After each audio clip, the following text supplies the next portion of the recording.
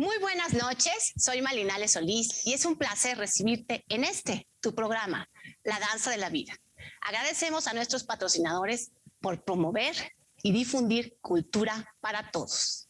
Hoy tenemos una historia que viene conectada desde cuando éramos muy pequeñitos. Íbamos y le aplaudíamos en los conciertos.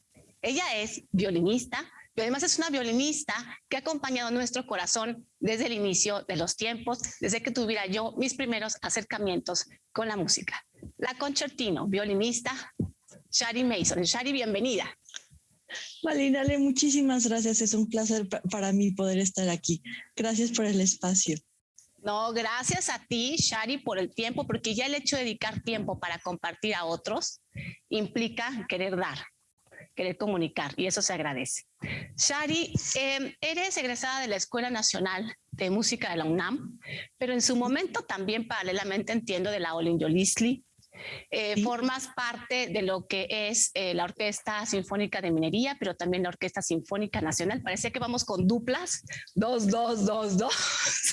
Y por otro lado, bueno, pues en su momento ganas el concurso Hermilo Novello, tienes maestra rusa, pero también tienes por ahí a alguien que me llama mucho la atención, que es Henry Kowalski, que ya nos mencionarás tú. Dentro de esto, y como hija en su momento yo de músico, y ahora he tenido la posibilidad de acercarnos a ti, estuviste en la Orquesta Filarmónica en Querétaro y demás. Entiendo, Shari, que pues de familia músico también, con tu madre en la música, con tus hermanos en la música, y tú dijiste, sí, espérenme, falto yo, vamos. Inicias con una maestra rusa, la cual tú dirás el nombre muy correctamente, yo lo tengo, pero mejor que tú lo pronuncies. ¿Qué significó, Shari, para ti empezar? En la danza clásica el sistema ruso es el sistema ruso. Y aquí, por ejemplo, en México, la danza se lleva en otros sistemas, ninguno mejor que otro, pero sí tienen una exigencia diferente. ¿Qué significó para ti ese comienzo con una maestra rusa? Pues es una pregunta muy interesante porque la maestra Natalia Opacheskaya, la maestra rusa con la que estudié 13 años, creo que por azares de la vida, afortunadamente y desafortunadamente, no fue mi primera maestra en el violín. Yo empecé en la Nacional de Música, ahí rascando el violín a los 3 años. En ese transcurso de mi niñez me enamoré del violín. Me tocaron muchos maestros que lo hacían divertido. No era tal vez la mejor formación, no era la mejor técnica, no era la disciplina. Pero qué nivel de diversión. Pero sí, para mí el lugar donde yo jugaba, donde más disfrutaba la vida, era en la música. Y estoy convencida de por qué soy violinista es por esa etapa, por cómo me enamoré de la música de niña. En el momento que yo conozco a la maestra Natalia, mi percepción cambió completamente. Esto fue exactamente después de ganar el concurso Hermilo Novello. Sí. Y me entró como una sensación de responsabilidad muy grande, como soy de alguna manera, estoy representando a mi país porque gané el concurso nacional y tengo que llevar ese nombre con dignidad y tengo que seguir creciendo y eso lo tomé muy en serio y eso fue a los 9 años. A esa edad conocí a Natalia. Sí. Natalia, lo primero que le dijo a mi mami cuando me llevó con ella fue, yo no acepto niños y ella ya está muy vieja. Oh, caray. Gracias. Y esto es entendiendo precisamente lo que tú comentas.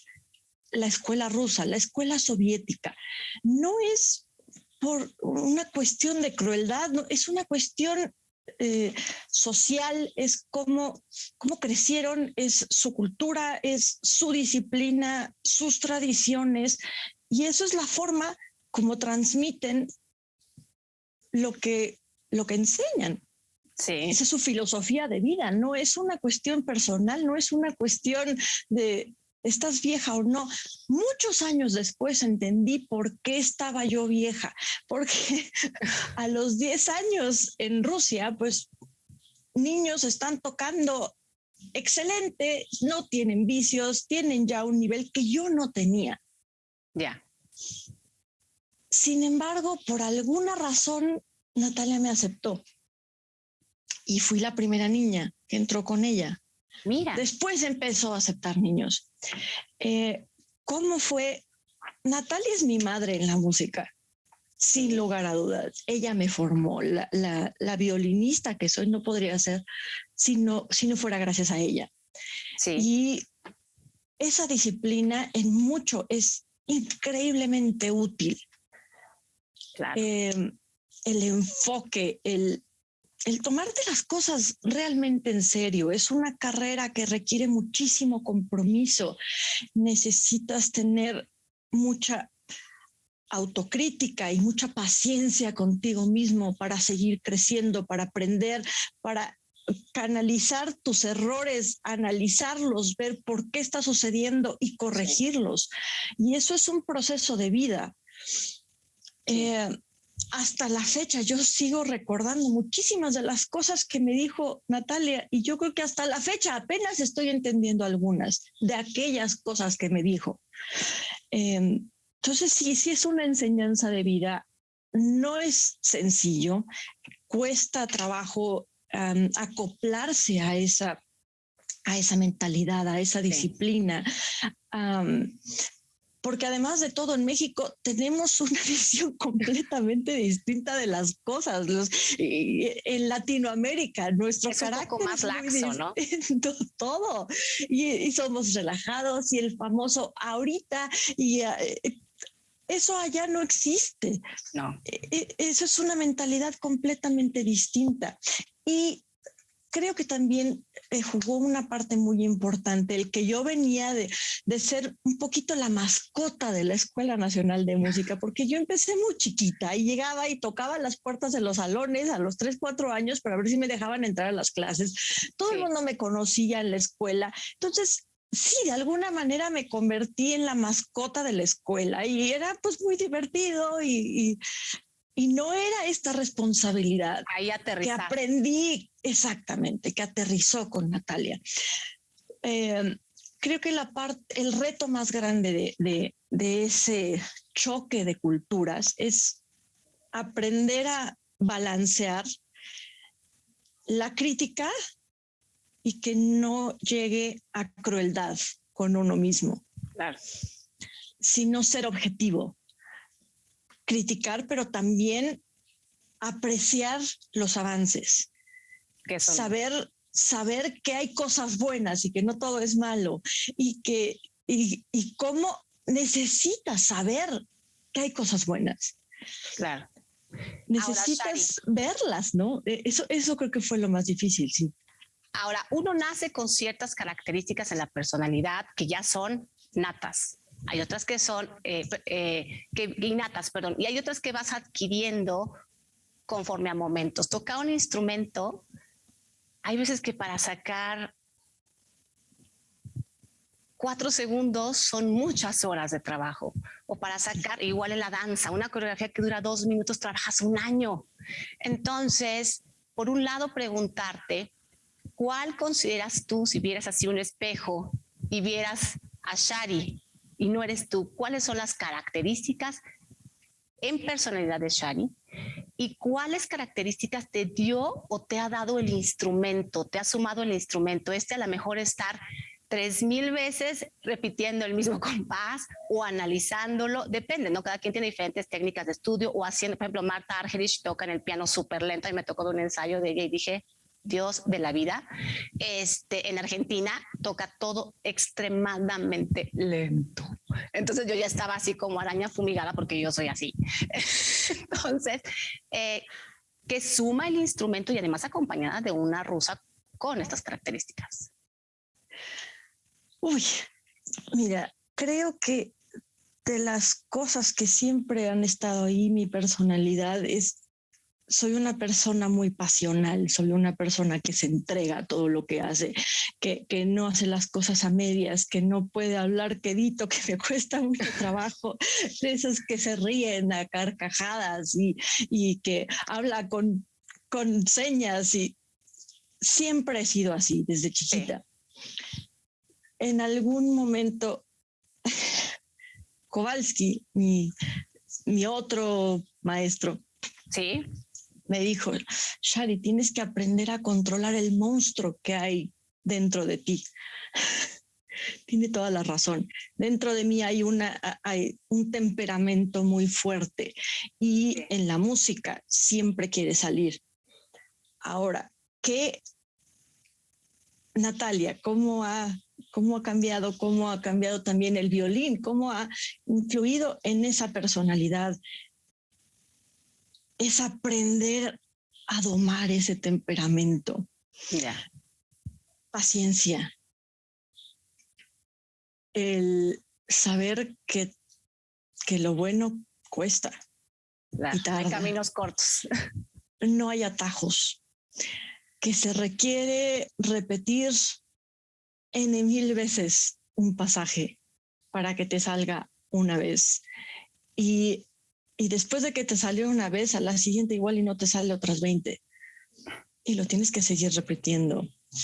Y no te puedes desesperar y no te puedes dar por vencido y no puedes tirar la toalla. Es un instrumento, valga la redundancia, pero es uno de los medios, es un instrumento increíblemente útil para conocerse a uno mismo. Qué bonito. Y para crecer como persona. El violín ha sido el escape de muchísimas emociones, la forma de expresarme cuando no tengo palabras. Si estoy enojada, en algún momento, por ejemplo, en mi adolescencia, no tenía yo cómo hablar, tenía yo esa rabia. Entonces a las 3 de la mañana me levantaba y me ponía a estudiar y me aprendía algo de memoria porque ese era mi escape. Sí. En otro momento pues sufre el alma o estás feliz o lo que quieras expresar. A veces las palabras no son suficientes. El violín ha sido ese escape y también ha sido una forma de aprender a analizar qué es lo que está sucediendo dentro de mí. Sí. También aprender a controlar y a canalizar en análisis. Conocer cómo funciona mi mente. Sí. ¿Cuál es mi proceso de aprendizaje? ¿Cuál es mi proceso para trabajar en equipo? Eso es otra cosa que un instrumento te da, que la música, las artes te dan, es aprender a trabajar en equipo. Sí. Tú solo no logras nada, necesitas un equipo y necesitas ser parte de un equipo. De nada te sirve ser maravilloso si nadie quiere estar contigo, si nadie quiere trabajar contigo, si nadie quiere tocar contigo. Sí.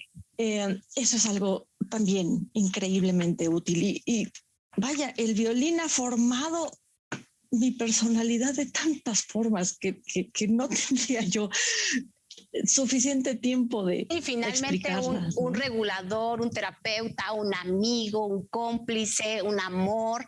Ahora, ¿tú crees, Shari, a lo mejor puede sonar un poco romántico, pero mejor preguntarlo?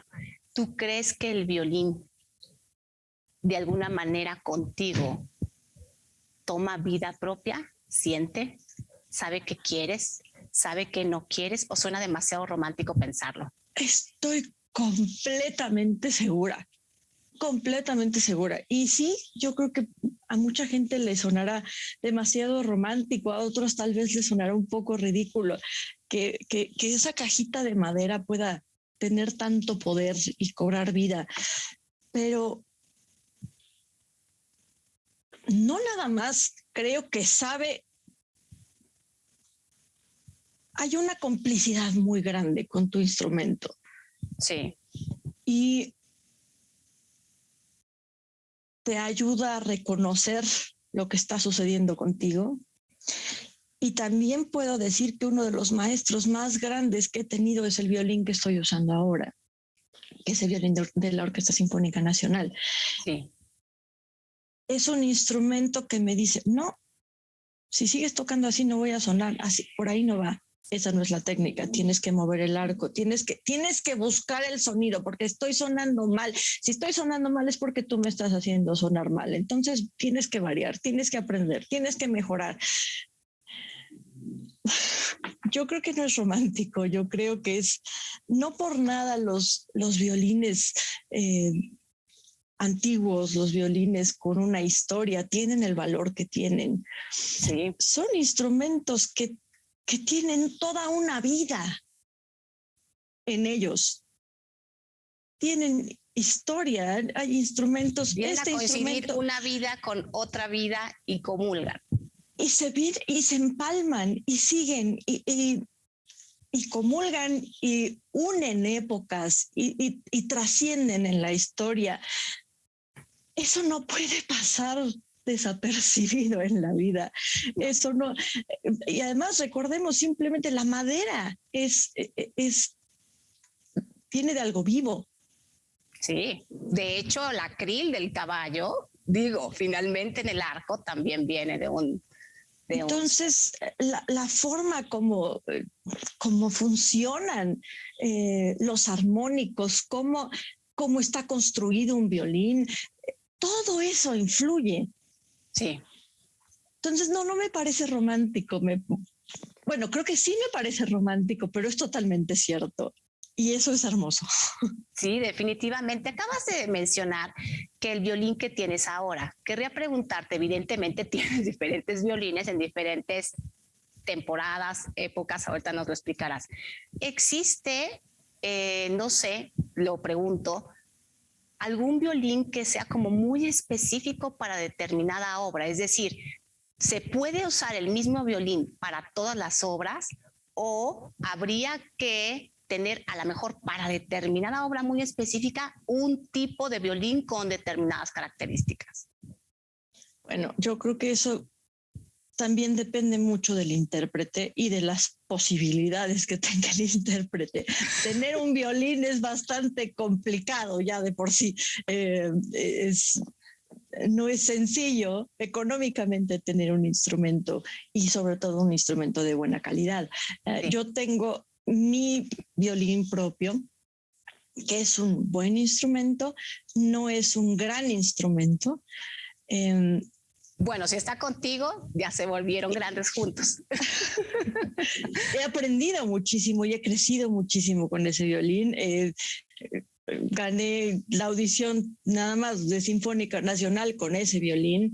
Vaya, no es cualquier cosa, pero lo voy a comparar con mi vivencia. Sí. Mi vivencia es que yo conozco bien ese instrumento y este instrumento. Este instrumento pertenece a Sinfónica Nacional y lo tengo en préstamo desde hace unos 6, 7 años, más o menos. Sí. Es un violín que donó Schering a la Orquesta Sinfónica Nacional para el uso del concertino. Correcto. Me dan este violín recién restaurado y empiezo a trabajar con él. Y lo que te decía yo antes, ¿no? Me empieza a enseñar muchas cosas, empiezo a tener que cambiar la forma de tocar. En fin, es todo un proceso con el instrumento. Creo que yo con este instrumento ahora toco todo. No depende la obra qué obra voy a tocar, depende del instrumento. Yo creo que más depende del intérprete. Si tienes un violín barroco y te gusta tocar Bach en instrumentos de la época, entonces con un violín barroco y un arco de esa época, o Mozart, y vas cambiando. Yo creo que eso es una posibilidad. Otra posibilidad es, tienes diferentes instrumentos y uno tiene, no sé, uno tiene más potencia, tiene sonido más, tal vez más oscuro, tiene más bajos, un sonido más pastoso. Entonces, tal vez eso para ti funciona en un repertorio romántico. Y si quieres tocar Mozart y tienes otro violín que es más brillante y más pulcro el sonido, tal vez un poco más delgado, te gustaría tocar con ese otro instrumento. En mi caso, yo tengo este violín. Sí, y este es mi Yo violín. uso este violín, nada más. Y con este tengo que buscar diferentes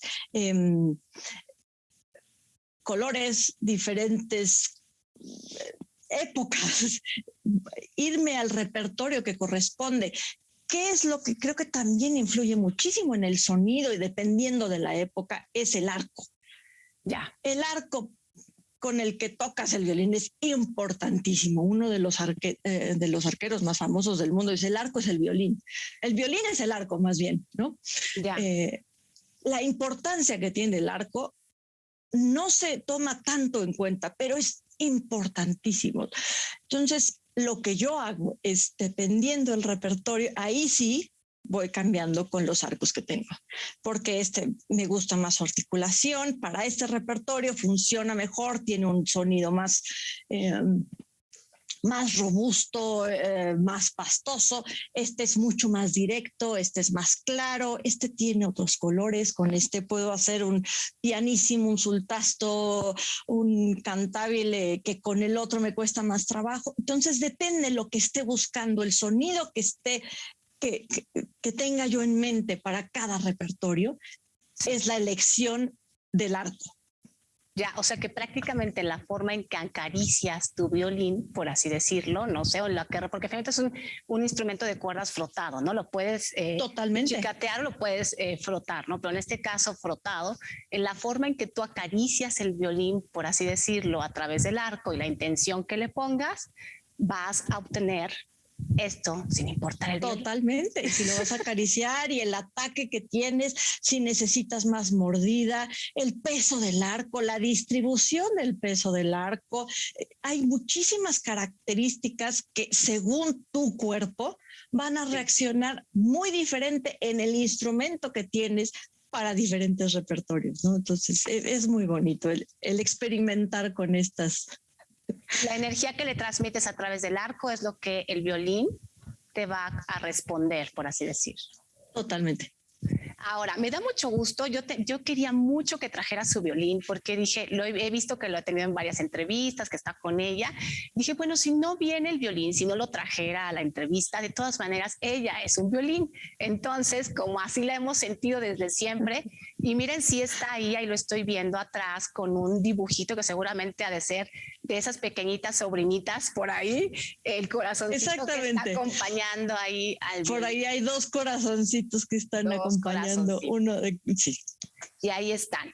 Pues prácticamente para el público es interesante. Yo en su momento decía, bueno, entran los músicos, entra todo mundo y al final entra una persona, literalmente así lo traducía cuando vas por primera vez a un concierto y entonces entra afina, o sea, es la última en entrar o el último en entrar y se coloca prácticamente enfrente, cerca al director. Entonces, bueno, en esta posición de concertino, pues el director paradójicamente teníamos a Carlos Miguel Prieto, lo tuvimos aquí en el programa, lo cual me hizo también muy, muy, muy feliz porque siempre ha habido una gran admiración de la familia y personal.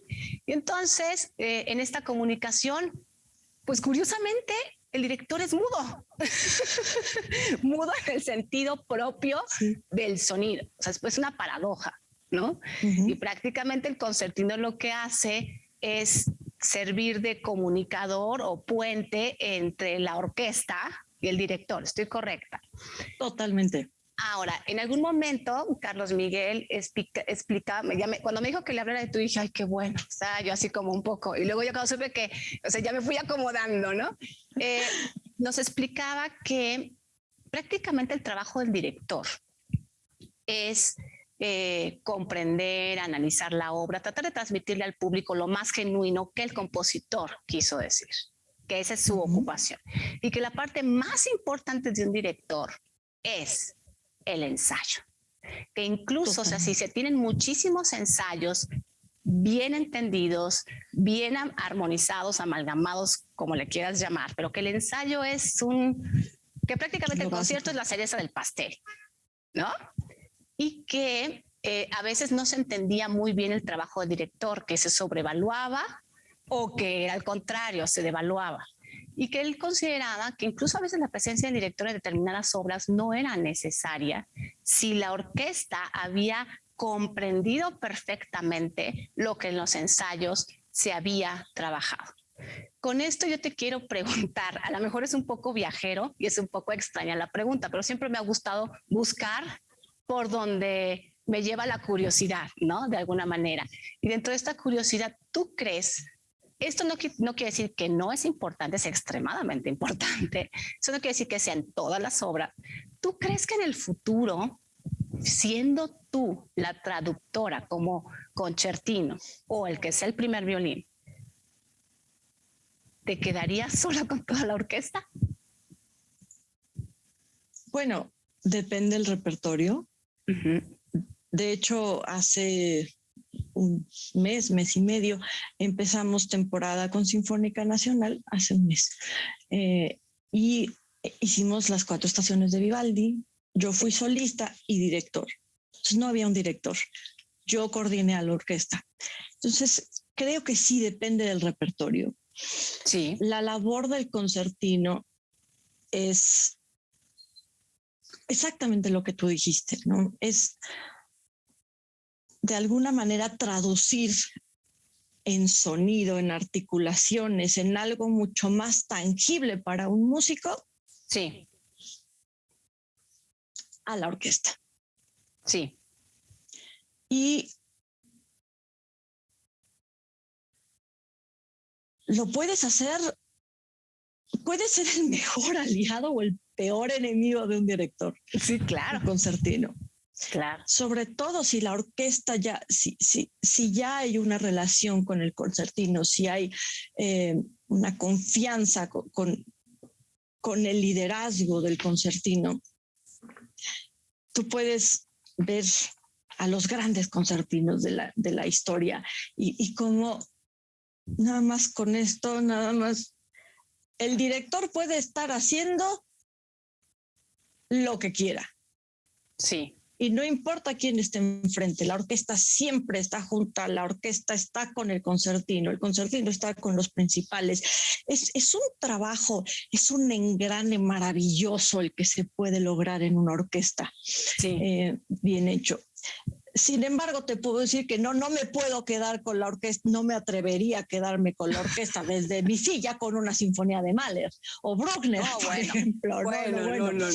No, me da un infarto. Pero hay en el repertorio barroco, digo, en la época barroca, antes, todavía en el clasicismo, no existía propiamente la figura del director. Entonces claro, hoy en día tenemos que cambiar el chip, tenemos que cambiar el concepto que tenemos de seguir una batuta para poder tocar juntos como si fuera música de cámara, porque a fin de cuentas es música de cámara con un grupo un poquito más grande, pero es música de cámara. Y poder tocar simplemente con la respiración, con los ojos, con el movimiento corporal, ir siguiendo, llevando la música en el grupo sin necesidad de seguir una batuta, ¿no? Pero depende del repertorio. Ya, o sea que sí, pero no. Exactamente. Sí, pero no. Ahora, Shari, preguntarte algo más. Tú acabas de mencionar respecto de este trabajo en equipo y el trabajo con el director. Ustedes, el director de orquesta, el que esté en turno, y el concertino, ¿tienen reuniones, digamos, previas en donde hablan de lo que quieren, de lo que van a comulgar o simplemente se trabaja al mismo tiempo con toda la orquesta, incluido el concertino? Ya, totalmente. No es como en la danza, que en la danza van aparte los solistas, no, todos juntos.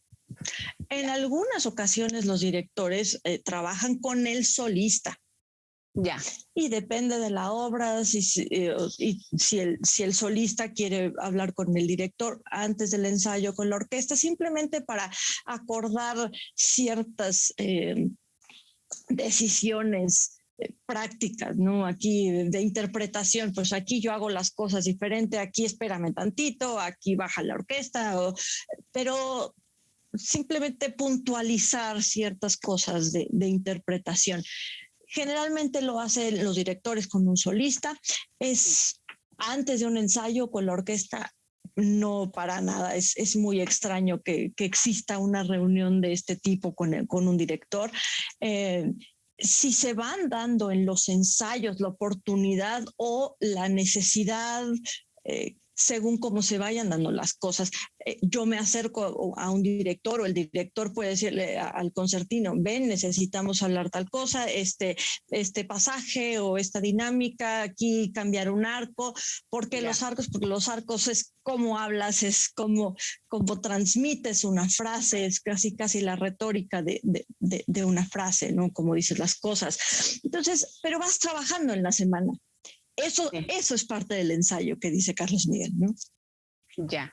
Ahora, estamos hablando de dos puentes, entiendo, ¿no? El puente del director con el público, del director con el concertino, del concertino con él.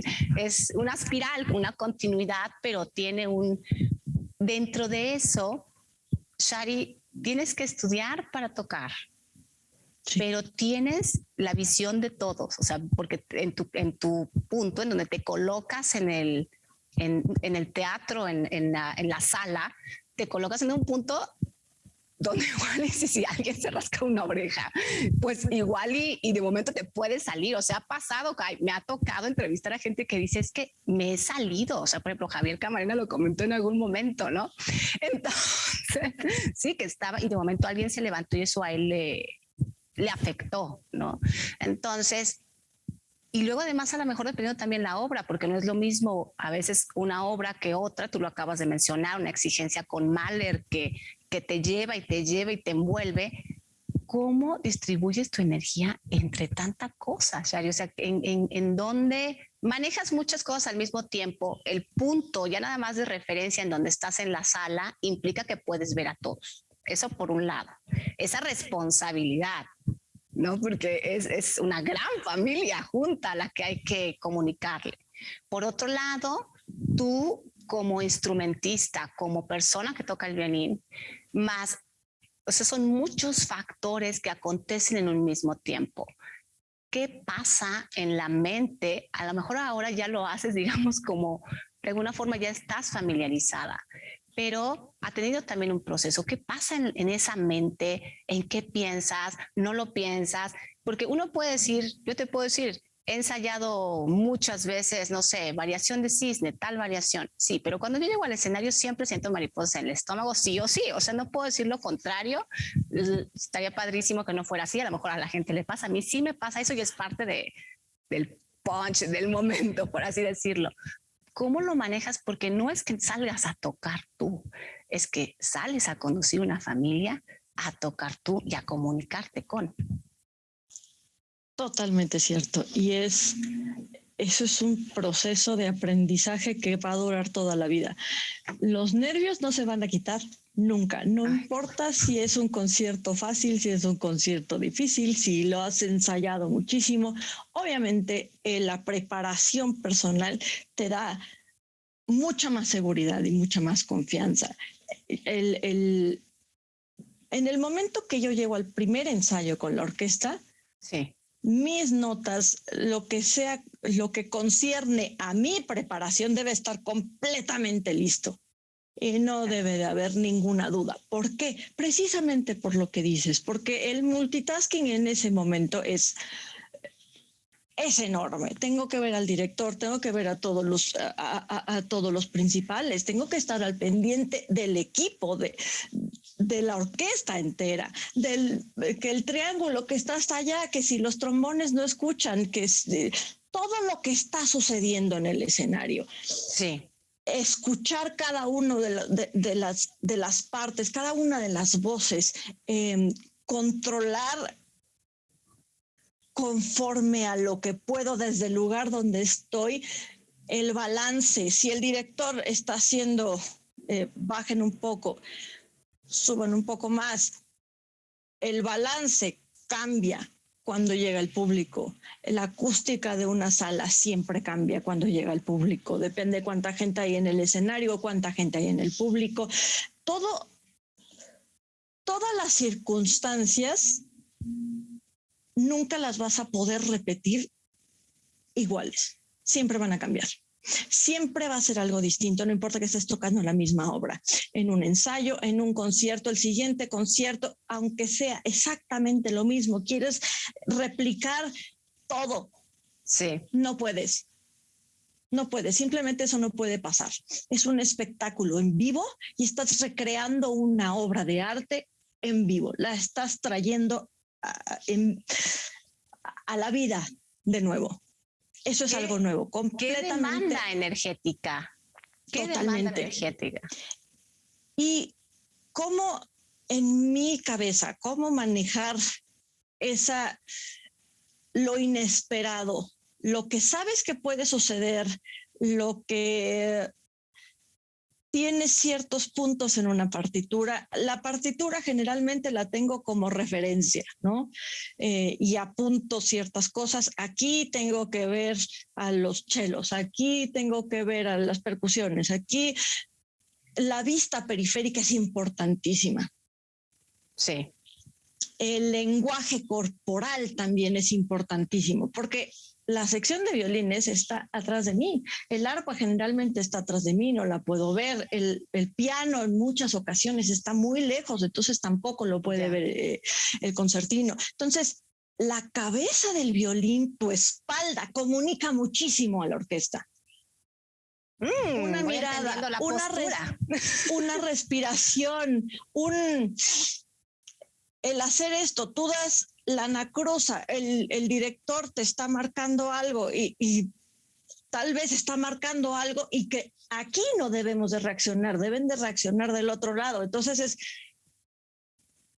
espérame, ¿no? Ir controlando las circunstancias, ir ayudando al director a controlar las circunstancias, sí. a mantener organizado el grupo. Hay cosas que suceden en el escenario, en una función que no sabes que van a pasar, son completamente inesperadas. Si hay alguien en la primera fila hablando o comiendo, alguna vez me tocó tocando el concierto de Beethoven en la cadencia, que es uno de los conciertos que más nerviosa me ponen porque siento que es Ay, no me digas que alguien el concierto más difícil de violín en la cadencia, en uno de los pasajes más difíciles, de esos que uno piensa, ay, viene. Y alguien comiendo cacahuates en la primera fila. Y yo me estaba volviendo loca, porque además de todo, cuando tú estés en el escenario, lo que escuchas se hace muchísimo más grande y el tiempo se estira, como los errores pasan en cámara lenta. Es muy peculiar lo que sucede cuando uno está, los fenómenos psicológicos que pasan cuando uno está en el escenario. Entonces, ¿qué me ayuda a controlar todas esas circunstancias? Tener un plan.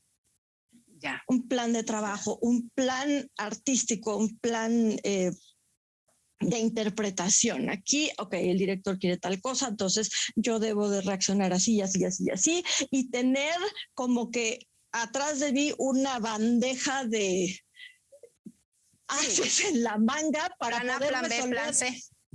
Y plan X, Y, Z, los que se necesiten, porque no lo sabes, porque en una de esas al director también se le puede ir y después volteas y ves a la orquesta y ves ojos de terror y tienes que tomar, no sabes si es la decisión adecuada o no, pero tienes que tomar una decisión y tienes que decir, pues aquí, y vamos todos. Claro. Si él se le fue, pues a mí no se me puede ir y lo peor que puedes hacer es dudar. Claro. Porque una duda se transmite. Qué bueno que tuviste maestra rusa. Porque lo único que hacen es dudar. Es que una duda se transmite y sobre todo en el escenario. Es terriblemente, es crítica una duda en el escenario, porque se puede hacer crónico, se puede hacer enorme una duda. y puede ir escalando. Es como Claro. una bola de nieve, se va haciendo grande, grande, grande, grande, hasta que nos caemos todos, Sí. como fichas de dominó. Entonces tienes que ir controlando, a ver, no, que no haya pánico, y aquí y vamos, y si tienes que ir mandando salvavidas por un lado y por otro, y como que controlando también al público, porque te están distrayendo a ti, están distrayendo a la orquesta, Por si favor, hubo no un coman cambio de luces, cacahuates. si... ¿Sabes? Sobre todo las primeras filas, el Sí. que abren un dulcecito y mientras más cuidadoso lo quieren hacer, suena. Te va rechinando. Eso seremos ridículos, pero en el escenario suena como si lo tuvieran con altavoz. Es de las cosas que más pueden distraer a alguien que está en el escenario, en una función, ¿no? Entonces, tener un plan. Y si te sales de ese plan, regresa al plan. ¿Y cómo voy a regresar al plan? Y a intentar en tu periodo de preparación, de estudio, ¿cómo voy a blindar ese plan para que pase lo que pase, no se caiga ese plan? Hay que tener muy buena cabeza. Sí. Ahora, Shari, acabas hace un rato de mencionar, hiciste incluso la respiración, los que te hemos ido a escuchar en ocasiones, yo te he visto con una postura, te lo digo como bailarina, no buena, extraordinaria. Ahorita le compartirás al público que también hiciste ballet en algún momento, porque si no, pues no estás en la danza de la vida. ¿Cómo? No, no es cierto, pero que lo compartas. Hiciste e inhalaste, digamos, antes de mover el arco imaginario, por así decirlo. Hace un segundito. ¿Qué tan importante en música es la respiración? Por ejemplo, tú como concertino con la respiración, digamos, no sé cómo decirlo, mantienes a los músicos por el camino, les dices, anticipamos, aquí vamos, o sea, ¿cómo funciona? Eso es la sensación que me dio ahorita que tú lo hiciste. Pero no la respiración es todo. Es como cuando tú estás hablando. Necesitas respirar para que una frase se entienda. No puedes hablar como y sin pausas y sin... No. Y dependiendo cómo respiras, si estás agitado, cuando hablas, suena agitado. Si estás tranquilo o si estás con sueño y cuando respiras, suena, tu voz es más calmada y tu tono. La respiración es todo. Comunicas muchísimo con la respiración. Sí. Las anacrusas que da un director. La anacruza te comunica todo, te comunica la articulación, la dinámica, si tienes que tocar piano, si tienes que tocar ligado, si es una frase que tiene que ir larga o tienes que tocar corto y muy puntual. La respiración es cómo vas a decir las cosas. Si yo estoy haciendo... La respiración da todo, así como en la vida igualmente, y así como define cómo hablamos, cómo nos movemos, cómo tocamos. Shari, un poco yendo hacia la recta final, por un lado, que nos platiques un poco. Tocas en 2 orquestas, tienes pues todo este conjunto de responsabilidad. Te hemos visto por ahí tomando un poco de sol, un poco cerca del mar, otro poco, y esto lo tomo porque a veces el público siente que el artista no tiene esta parte de vida y lo platicamos al comienzo, es tan importante. Entonces, esta convivencia con el perrito que te acompaña cuando ensayas, que tienes tus nietas, tus sobrinas, perdón, que te cantan, que te felicitan, cosas de la vida cotidiana que definitivamente colorean y suman a tu expresión. ¿Cómo te das tus espacios? ¿Tienes algún lugar así de paz que digas es que voy ahí y sale, bueno, el diablo más diablo de los diablos? Creo que ese es uno de los retos más grandes siendo artista, porque es muy difícil que tu hobby y tu trabajo y tu pasión y todo converge a lo mismo. Sí. Y buscar el balance para poder pasar tiempo con tu familia, para para aprender a descansar. Eso es una de las cosas más difíciles y de los retos más grandes que tenemos como músicos, como artistas, aprender a tomar un tiempo sin el instrumento, sin pensar en música, sin estar trabajando, sin estar constantemente pensando en eso, porque es esencial para poder seguir. Claro. Para poder seguir haciendo tu labor. De las cosas, bueno, para mí es importantísimo mi familia es esencial, es la base de mi vida, es el pilar que me mantiene. Sí. Es mi lugar de seguridad, de paz, de quienes me centran y me permiten ser objetiva, me dan una visión. Y con el amor más grande, por supuesto. Totalmente. Mis perritos, como bien lo dices, son una compañía maravillosa. A mí también me gustan, entonces me llamo. Son una compañía maravillosa y además son un amor, no, son increíblemente respetuosos cuando estoy estudiando, saben que si estoy estudiando, si estoy en una entrevista, si estoy dando clase, no pueden entrar al estudio y tienen que estar calladitos porque no se puede ladrar. Porque no hemos oído nada. Muy bien portados. Son un amor y son una parte, un apoyo emocional increíblemente importante en mi vida. Mis sobrinas, bueno, tengo 3 sobrinas que son una maravilla. El poder convivir con mis amigos también es algo muy importante. Son vivencias que te alimentan el alma, que te hacen crecer como persona. Y eso es esencial para poder seguir con una labor artística. Y si tengo un lugar en particular, sí tengo un lugar en particular que me da mucha paz y es como mi lugar de felicidad. Es cerca de la Ciudad de México, que es un pueblito que se llama Tlayacapan, está en Morelos. Sí, muy cerca de aquí. Hacen barro, figuras de barro. Sí, es un pueblito mágico y para mí tiene muchísima magia el poder estar en la naturaleza, ver verde, respirar otro aire, las vistas, ver el valle, ver las montañas a lo lejos, ver las estrellas en la noche, poder ver el atardecer. La tranquilidad mental que me da ese lugar es esencial, me recarga de pila. En algún momento de mi vida fue el mejor lugar para ir a aprenderme repertorio. Yeah. Yo tenía que aprenderme algo y vámonos a Tlayacapan y estudiaba yo como si no hubiera un mañana, la mejor concentración, el mejor rendimiento.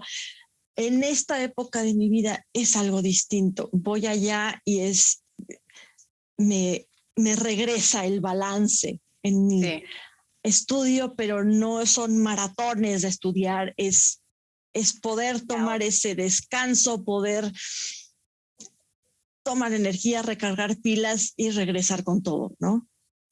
Pues bueno, prácticamente se enriquece el alma y además se serena y por otro lado lo transmites a otra alma que también es invisible, pero ahí está, que es el alma del violín, ese pequeño instrumento que tanto nos da, que tanto nos has dado, Shari. Yo te lo puedo decir porque a lo largo de la historia de mi vida personal has acompañado en diferentes puntos y siempre muy agradecida por tu transmisión, por tu elegancia al transmitir relacionado con la danza, obviamente. Y por otro lado, el hecho de que continúas haciéndolo, despedirte, pero no sin antes pedirte, Shari, ahora que te hemos contactado para esta entrevista, la energía que se siente de ti, de decir un sí no es un sí tan normal, y te lo digo porque llevo muchas entrevistas, es un sí yo quiero dar. ¿Qué quieres dar tú para México? Quiero dar lo mejor de mí y dejar algo. ¿Qué? No lo sé. Y probablemente creo que mientras mejor haga mi trabajo, no lo voy a ver mientras yo esté aquí. se tiene que ver en un futuro. Eso es lo que espero, eso es lo que espero que el trabajo que yo haga y que lo que pueda dar a mi país deje un camino para seguir creciendo, ayude a eso, a que el desarrollo artístico, la apreciación del arte, de la cultura, sea cada vez mayor, que el nivel vaya subiendo, Sí. que el apoyo a la cultura se fortalezca, que la educación en las artes no se pierda y se entienda la importancia que tiene en una sociedad la parte artística. No nada más la música, las artes. Sí. En el desarrollo humano de una persona. Todo lo que de alguna manera que comentábamos en un principio, la empatía, la paciencia, el trabajar en equipo. Es muy difícil entender lo que te deja el arte hasta que lo vives. Y eso es una labor constante y esa es una responsabilidad enorme que tenemos los artistas que trabajamos aquí y que hemos decidido desarrollarnos en nuestro país para seguir aportando. Sí. Espero, no te puedo decir concretamente qué es lo que quiero dejar. Quiero dejar algo. Bueno, déjame te ayudo un poco. Tengo que decir que esta noche hemos tenido a Shari Mason porque en alguna forma nos tocó y no querríamos menos para ti. Querríamos que estés en los conciertos, en la Orquesta Sinfónica Nacional, querríamos que estemos en los conciertos de la Orquesta Sinfónica de Minería. Un día me tocó a mí, ahora yo la busqué a ella.